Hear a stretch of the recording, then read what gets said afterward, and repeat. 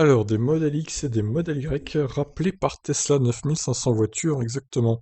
Tesla demande le rappel de plus de 9500 véhicules aux États-Unis. Deux problèmes de fabrication ont été repérés. Une partie du toit peut se décoller quand la modèle X est en mouvement, et des boulons ont été mal serrés au niveau du bras de commande de la modèle Y. Alors, c'est étonnant parce que le toit, justement, on a fait une vidéo hier hein, sur une modèle S qui perdait son toit en Chine.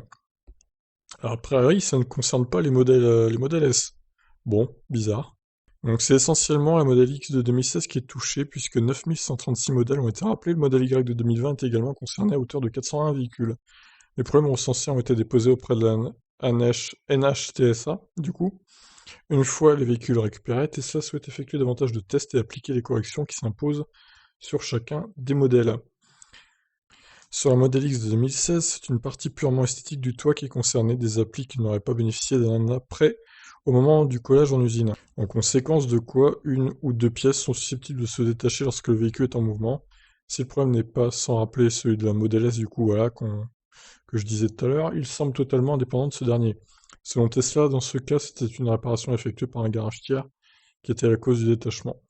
Oui, c'est vrai, donc ça concerne pas vraiment les Model S en général, quoi. C'est la faute du garage. C'est vrai, c'est vrai. Sur le modèle Y de 2020, c'est un peu plus problématique. Mm, des boulons auraient été mal serrés. Ok, d'accord. Des boulons auraient été mal serrés, du coup. Boulons qui relient le bras de commande supérieur au fusée d'essieu de la voiture électrique. Le bras pourra alors se détacher, entraînant alors des problèmes de direction du véhicule pour son conducteur.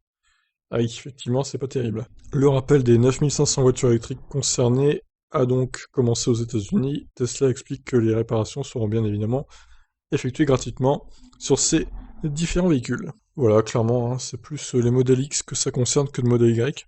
Et ça ne concerne pour l'instant que les États-Unis. De toute façon, le modèle Y, il n'a pas été livré en Europe, donc a priori, nous, on aurait peut-être un rappel de modèle X, mais bon, c'est pas encore, ça n'a pas encore été annoncé. Voilà, pour ça, je vous laisse réagir. Ciao, ciao.